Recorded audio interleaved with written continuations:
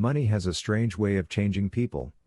For many, wealth becomes something to display: a larger house, a rarer watch, a luxury car that announces success long before its owner speaks. Society often teaches us that the richer someone becomes, the further they drift from ordinary life. Yet history repeatedly tells a different story.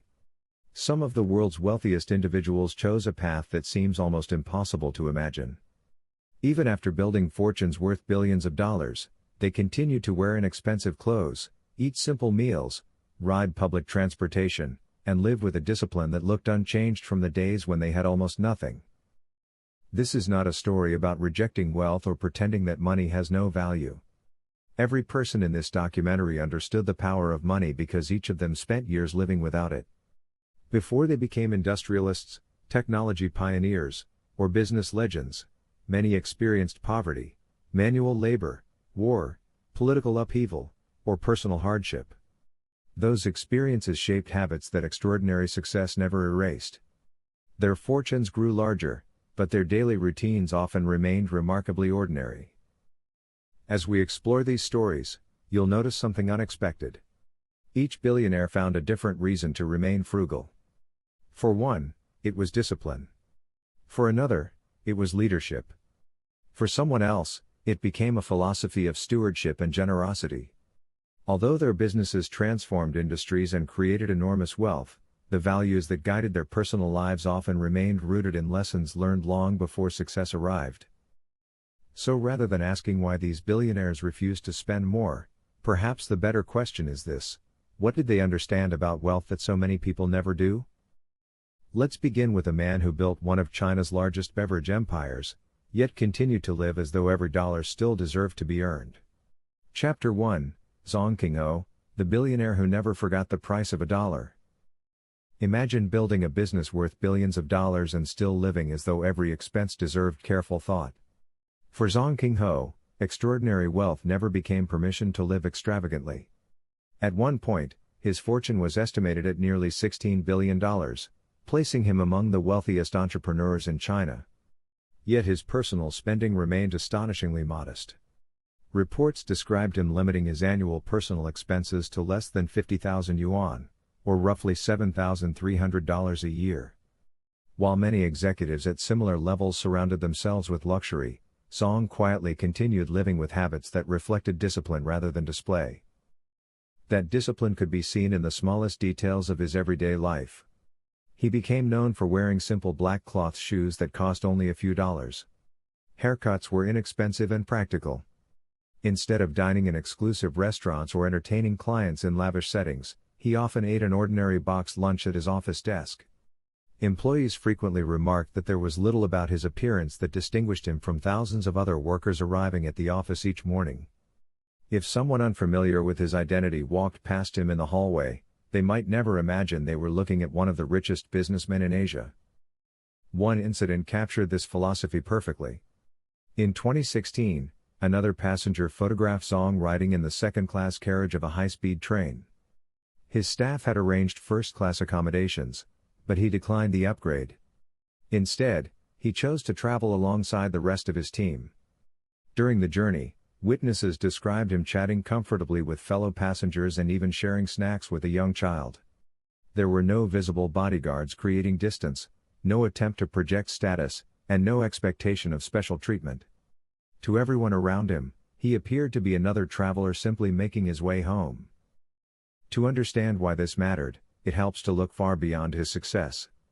Long before Wahaha became China's beverage giant, Zong spent years performing physically demanding labor in rural communes. Unlike many entrepreneurs who began young, he did not start his business until he was 42 years old. In the company's earliest days, he personally delivered soft drinks and popsicles to local schools using nothing more than a tricycle. Every sale represented hard work, persistence, and uncertainty. Wealth eventually transformed the size of his business, but it never erased the habits formed during those difficult years. Perhaps that is why his story continues to resonate long after the numbers attached to his fortune have faded from memory. Expensive possessions can signal success, but they rarely reveal character. Zong Qinghou demonstrated something quieter. He showed that discipline does not have to disappear when prosperity arrives. Sometimes the habits that build a fortune are the very habits that allow a person to remain grounded after achieving it. His legacy is not simply the company he built, but the reminder that true wealth does not always announce itself through luxury. Sometimes it quietly rides in second class, wearing cloth shoes, content with having enough. Chapter 2, Liu Yonghao, the billionaire who still lives like a farmer. If Zong Qinghou demonstrated that discipline can survive extraordinary success, Liu Yonghao offers a different lesson. His story is not simply about spending less. It is about refusing to let wealth replace the habits that created it. Today, Liu is known as the founder of the New Hope Group, one of China's largest agricultural companies, with a fortune measured in the billions. Yet despite his financial success, he continues to live with a simplicity that often surprises those who meet him. He is frequently called China's richest chicken farmer, a nickname that reflects not only the industry that made his fortune, but also the mindset that never left him. The details of his daily life reveal just how little success changed his personal routine. Rather than visiting exclusive salons or hiring private stylists, Liu has long preferred inexpensive neighborhood barbers, paying little more than $1 for a haircut. Designer wardrobes never became part of his identity. Comfortable t-shirts often replaced tailored business suits.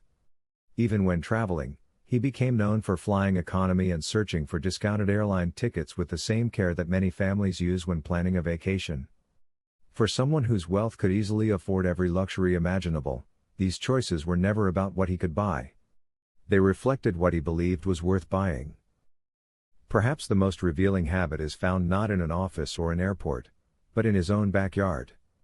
Liu enjoys growing vegetables at his homes in Beijing and Chengdu, tending small gardens filled with chilies and cucumbers. To an outsider, it may seem almost humorous. Here is a man who could purchase entire farms without hesitation, choosing instead to spend time cultivating a modest vegetable patch with his own hands. Yet for Liu, the garden is not a hobby designed to appear humble.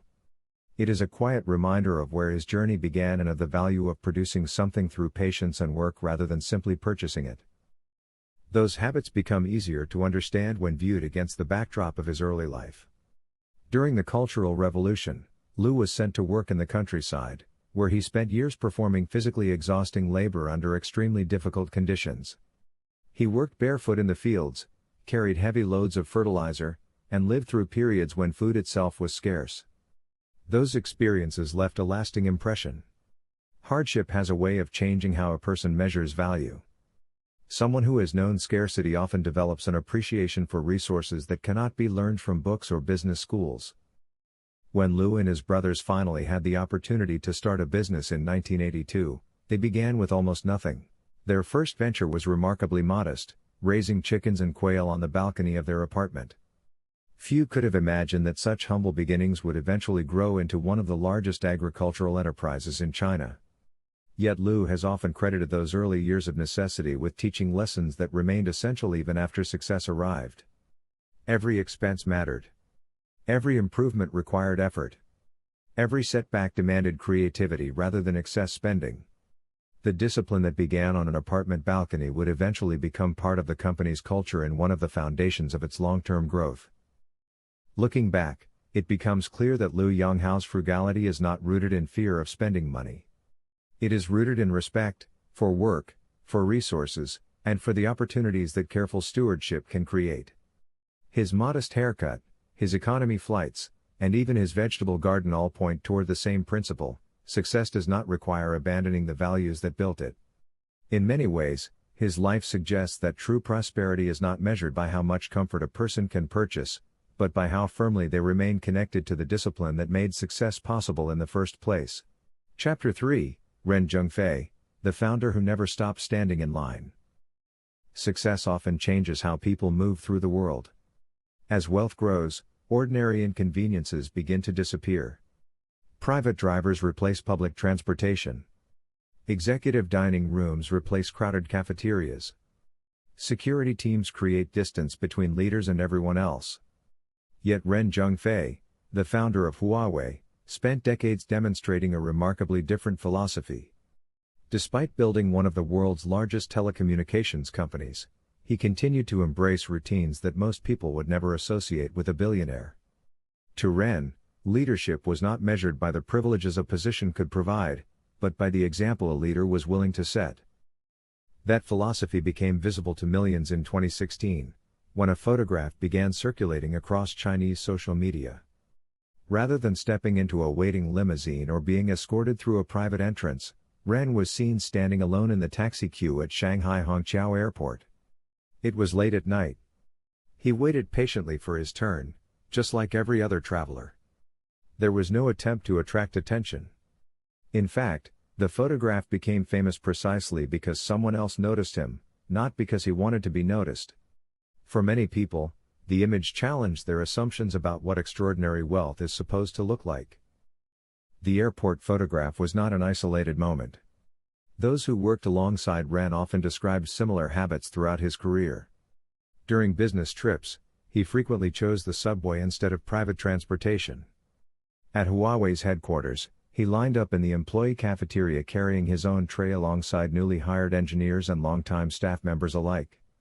There were no executive dining rooms reserved for senior leadership, no expectation that ordinary rules should no longer apply to him. These decisions were small in isolation, yet together they communicated something powerful. They reminded employees that no individual, regardless of title, stood above the culture the company expected everyone else to uphold. Ren's approach did not emerge by accident. He was born in 1944 in Guizhou Province, one of the poorest regions in China, into a family of 9 supported by 2 school teachers. Resources were limited, and opportunities were earned through persistence rather than privilege. Before entering the business world, he spent years serving as an engineer in the military, where discipline, structure, and collective responsibility shaped daily life. Those experiences left a lasting impression. Even after Huawei became a global technology leader, the habits formed during those earlier years remained deeply woven into the way Ren approached leadership and decision-making. Perhaps the most revealing insight into his leadership came from his own description of his role within Huawei. Rather than portraying himself as the visionary at the center of every achievement, Ren once compared his job to holding a bucket of glue. His responsibility, he explained, was to keep more than 180,000 employees connected as one cohesive organization. It is a remarkably humble description for someone who built one of the most influential technology companies in the world. Instead of placing himself above the company, he saw his greatest contribution as strengthening the bonds between the people who made its success possible. There is an important distinction hidden within Ren Zhengfei's story. His habits were never simply about saving money. Standing in line, riding the subway, or eating in the employee cafeteria did little to change his personal finances. Instead, these choices reinforced a principle that many organizations struggle to achieve: credibility. Employees are far more likely to believe in a leader whose actions consistently reflect the values they ask others to practice. Ren understood that respect cannot be demanded through authority alone. It is earned through consistency. By continuing to live many of the same ordinary routines as the people around him, he demonstrated that leadership begins not with privilege, but with example. Chapter 4, Lei Jun, When Humility Becomes Part of the Brand. Not every story in this documentary ends with quiet admiration. Sometimes the pursuit of authenticity raises a more complicated question. Can humility remain genuine once millions of people are watching? Few stories illustrate that tension better than that of Lei Jun, the founder and CEO of Xiaomi. Unlike the others we've met, Lei's chapter is not simply about living modestly. It invites us to examine the fine line between authentic simplicity and public image, especially in an era where every moment can become content. In 2026, Lei Jun shared what appeared to be an ordinary morning. Sitting on a small plastic stool along a sidewalk in Wuhan, he enjoyed one of the city's most familiar breakfasts: hot dry noodles, fried dough, and tofu skin. The meal cost only about 11 yuan, or roughly $1.50. To many viewers, the message seemed obvious. Here was a billionaire choosing the same breakfast enjoyed by millions of ordinary people. It was a simple scene, relatable and unpretentious, reinforcing the image of a business leader who had never become disconnected from everyday life. Then another photograph surfaced. What appeared to be a quiet breakfast was surrounded by professional cameras, photographers, and a production team carefully documenting the moment from multiple angles. The image that millions believed was spontaneous suddenly looked carefully orchestrated. The illusion was broken in an instant, not by an investigative journalist or a competing company, but by the innocent observation of a child walking past the scene. Looking at the crowd gathered around one man eating breakfast, the student simply remarked that there were so many people taking pictures of someone having breakfast. Sometimes, a single honest observation reveals more than pages of analysis ever could. Many public figures might have denied the situation or attempted to explain it away. Lei Jun chose a different response. Rather than distancing himself from the criticism, he acknowledged the reality of modern communication. In today's interconnected world, he suggested, maintaining a strong and relatable public image inevitably involves cameras, publicity, and conversation. Whether people praised the video or criticized it, the discussion itself became part of how a modern brand remains visible. It was an unusually candid response, one that shifted the conversation away from the breakfast itself and toward a broader question about authenticity in the digital age. That question extends far beyond one executive or one carefully filmed meal. Today's business leaders operate in an environment where visibility has become part of leadership. Customers expect access. Investors expect communication.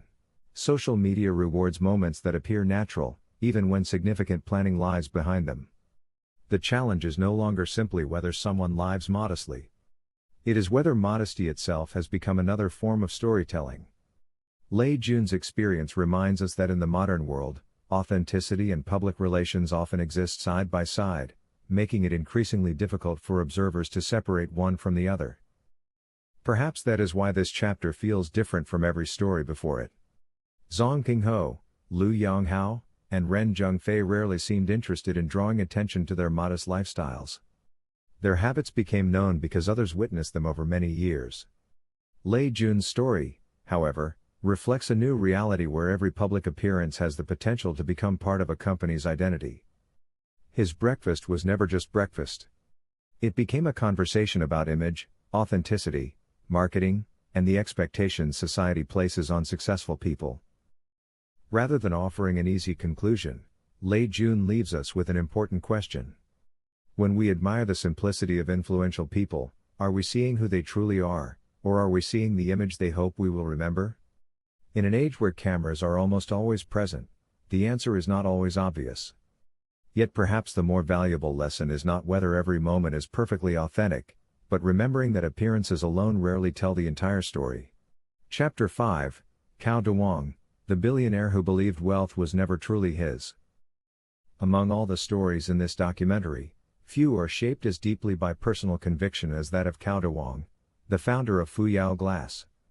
His company grew into one of the world's largest manufacturers of automotive glass, supplying vehicles across continents and becoming a global leader in its industry. Yet despite overseeing an industrial empire worth billions of dollars, Cao's personal life followed a rhythm that resembled something far quieter. His daily routine reflected discipline, simplicity, and a belief that wealth carries responsibilities far beyond personal comfort. Each morning began in much the same way. Rising around 5 o'clock, Cao would start his day with a simple bowl of rice porridge, one of the most modest breakfasts imaginable. There were no elaborate meals prepared to celebrate success, no display of luxury to remind himself of what he had achieved. For many people, prosperity changes daily habits almost overnight. For Cao, those habits remained remarkably consistent regardless of how large his company became. His routine reflected a philosophy that discipline should not disappear simply because life becomes more comfortable. The roots of that discipline reach back to a childhood marked by extraordinary hardship. As a young boy, Cao's family endured severe poverty and fled famine in search of survival. Before entering manufacturing, he worked as a street vendor and later as a farmer, spending years performing physically demanding labor simply to make ends meet. Those experiences left permanent lessons. Anyone who has experienced genuine hunger rarely forgets what it feels like. Success may transform circumstances, but memories of hardship often remain powerful teachers long after the hardship itself has passed. Yet what makes Cao Dewang's story truly distinctive is not simply the modest way he lived. It is what he chose to do with the wealth he accumulated. Rather than viewing his fortune as something meant primarily for personal enjoyment, he donated billions of dollars to disaster relief, poverty alleviation, and educational initiatives throughout China. His generosity was not presented as an occasional act of charity, but as an extension of the same principles that guided his everyday life. The simplicity of his breakfast and the scale of his philanthropy were not separate ideas. They reflected the same understanding that resources carry purpose beyond individual consumption. Cao once described his philosophy in remarkably straightforward terms. He did not see his wealth as entirely his own. Instead, he viewed himself as a temporary steward, entrusted with resources that could serve a broader public good. It is a perspective that challenges one of the most common assumptions surrounding great fortunes. Society often measures wealth by what a person owns. Cao's life suggests another possibility. Perhaps true wealth is measured by how responsibly it is managed while it is in one's care. Looking across his journey, it becomes clear that Cao Dewang never separated business success from personal responsibility. The same discipline that helped build one of the world's largest glass manufacturers also shaped the way he approached giving, leadership, and daily living. His story reminds us that prosperity does not have to lead toward greater excess. Sometimes it creates a greater opportunity to serve others. In Cao's case, the billions he earned were never the final achievement. They became tools through which he believed lasting good could be accomplished, leaving a legacy measured not only by factories and financial success, but by the lives his generosity sought to improve. Chapter 6, Wang Chuanfu, the billionaire who turned scarcity into innovation. Some entrepreneurs succeed because they have access to greater resources. Wang Chuanfu succeeded because he learned how to build without them. As the founder of BYD, Wang transformed a small battery manufacturer into one of the world's leading electric vehicle companies, eventually surpassing Tesla in global EV sales.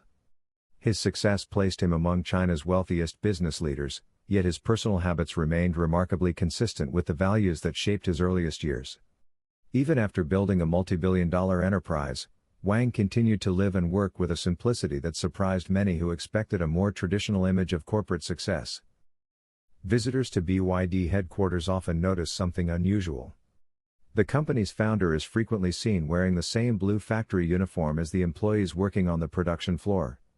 He eats in the company cafeteria alongside engineers, technicians, and assembly workers rather than in a private executive dining room.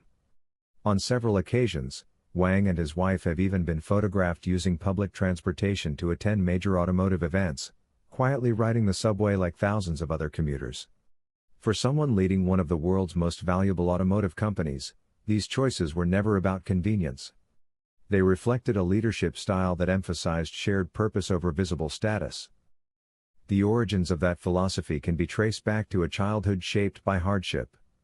Wang was born in 1966 into a farming family, and tragedy struck early when he lost both of his parents during his teenage years. His older brother left school to work so that Wang could continue his education, a sacrifice that changed the course of his life. Those years taught him that opportunity is often created through determination rather than circumstance. Every achievement carried the memory of someone else's sacrifice, making success feel less like personal entitlement and more like a responsibility to honor the people who helped make it possible.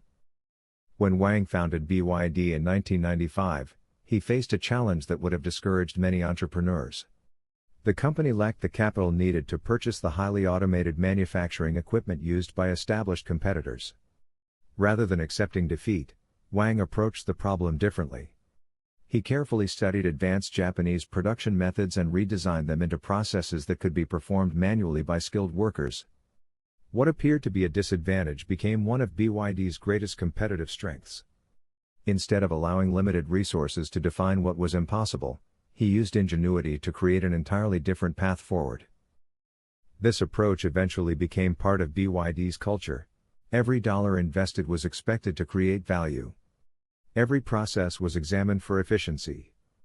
Waste was viewed not simply as unnecessary spending, but as a missed opportunity to innovate.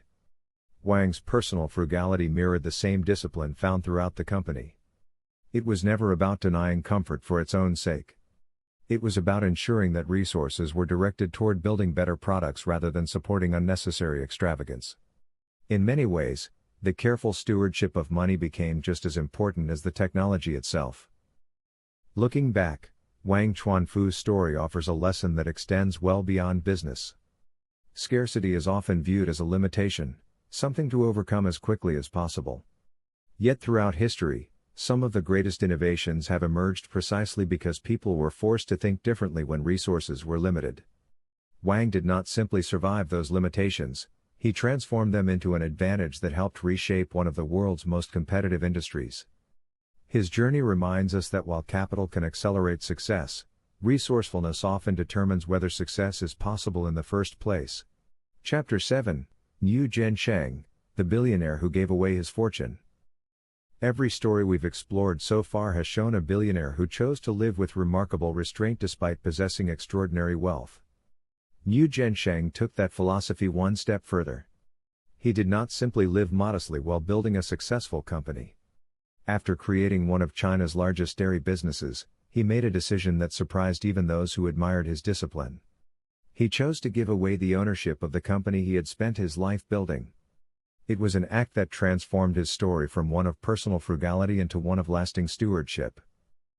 Before that historic decision, however, the signs of his character were already visible in everyday life. Niu became known for wearing an inexpensive necktie that reportedly cost less than $3. His travel arrangements remained modest, and he consistently avoided unnecessary luxury regardless of how valuable his company became. These choices were never presented as acts of self-denial. Instead, they reflected a principle he believed every leader should embrace. If a company's employees are expected to eliminate waste and spend responsibly, then those expectations must begin with the people leading the organization. Credibility, in his view, could never be separated from personal example. That philosophy influenced the culture of his business. Every expense was treated with care, not because the company lacked resources, but because discipline at the top creates confidence throughout an organization. Employees notice whether executives follow the same standards they ask others to practice. A leader who demands sacrifice while living extravagantly sends one message. A leader who quietly accepts the same discipline sends another. Niu believed that lasting corporate efficiency begins with personal responsibility, making his modest lifestyle less about saving money and more about reinforcing trust within the company itself. Then came the decision that set him apart from nearly everyone else on this list. Rather than passing his ownership to future generations or holding it indefinitely as personal wealth, Niu transferred his entire ownership stake in Mengniu Dairy to a charitable trust. It was an unprecedented move in modern Chinese business, creating a structure through which the value generated by the company could continue supporting social and environmental causes long into the future. The fortune he spent decades building would continue serving purposes beyond his own lifetime. Such a decision requires a very different understanding of success. Many entrepreneurs spend their lives building companies with the hope of securing financial freedom for themselves and their families. Niu certainly understood the importance of creating wealth, yet he also believed that wealth carries obligations. By placing his life's work into a charitable trust, he demonstrated that the ultimate value of success may not lie in how much a person possesses, but in how much good those achievements continue to create for others after they are gone. Looking back, the inexpensive necktie and the charitable trust tell the same story. Neither was about appearing humble. Both reflected a consistent philosophy that leadership begins with personal discipline and reaches its highest purpose through service.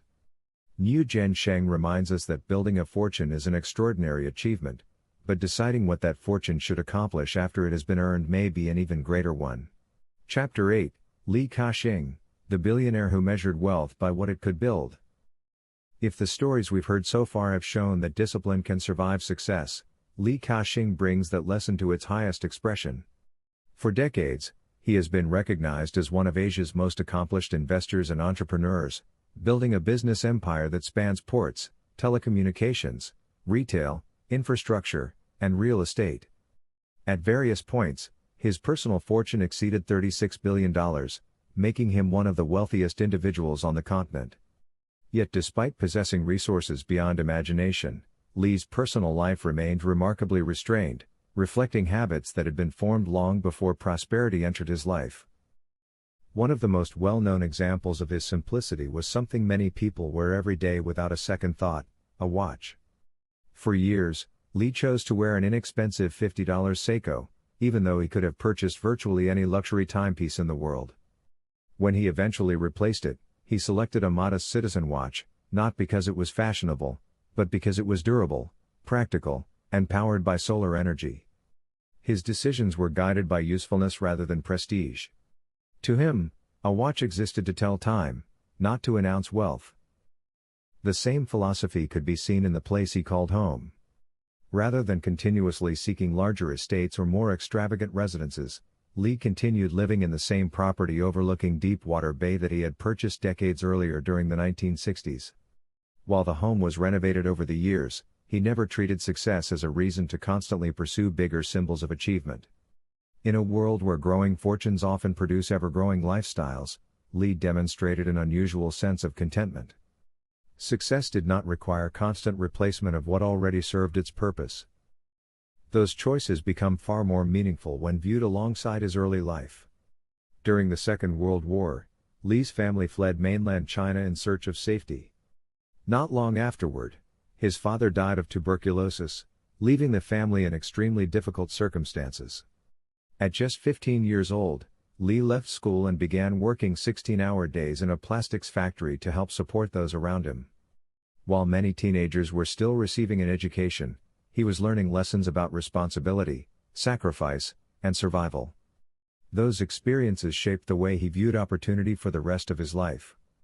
Money was never something to be wasted because he had lived through a time when even the smallest amount could determine whether a family endured another day. Yet perhaps the most remarkable chapter of Li Ka-shing's story is found not in what he kept, but in what he chose to give away. Through the Li Ka-shing Foundation, he pledged approximately one-third of his personal wealth, supporting education, healthcare, scientific research, and humanitarian initiatives around the world. He once referred to the foundation as his third son, a description that reflected the importance he placed on its mission. Rather than seeing philanthropy as something separate from business success, Li viewed it as one of its highest purposes. Wealth, in his eyes, reached its greatest value when it created opportunities for others long after it had been earned. Looking across his extraordinary journey, it becomes clear that Li Ka-shing's legacy cannot be measured solely by the companies he built or the fortune he accumulated. Those achievements are impressive in their own right, but they are only part of the story. The inexpensive watch, the familiar home, the disciplined lifestyle, and the commitment to philanthropy all point toward the same enduring principle: wealth is most meaningful when it serves a purpose beyond the individual who possesses it. For Li, success was never about collecting symbols of prosperity. It was about building something that would continue improving lives long after he was gone. As this documentary comes to a close, one pattern emerges across every story. These 8 individuals built fortunes that few people will ever imagine, yet none of them allowed wealth to redefine who they were. Their industries were different. Their personalities were different. Their journeys were different. But they shared one uncommon belief: money is a powerful tool, but character remains far more valuable than anything money can buy. History is filled with kings, emperors, industrialists, and billionaires who accumulated unimaginable fortunes. Yet time has a remarkable way of stripping away bank accounts, titles, and possessions. What remains are the decisions people made, the lives they touched, and the principles they chose to live by. Long after the numbers have faded, character becomes the only fortune history remembers. Perhaps that is why stories like these continue to inspire us. They are not simply about extraordinary wealth, they are about extraordinary choices. They remind us that success may change a person's circumstances, but it does not have to change the person. The greatest fortunes can be built in a lifetime, yet the greatest legacies are built one decision at a time. If you enjoyed this journey, you're exactly where you belong. Here at Tilt and Chill, we travel across history and around the world to uncover extraordinary people, forgotten places, legendary fortunes, and the mysteries that continue to fascinate generations. Every story reminds us that the past is never as simple as it first appears, and that some of history's greatest discoveries are still waiting to be found. If that's the kind of adventure you enjoy, subscribe to Tilt and Chill and join us as we continue exploring the remarkable stories that shaped our world. Until our next journey, keep your curiosity alive, because history always has another secret waiting to be uncovered.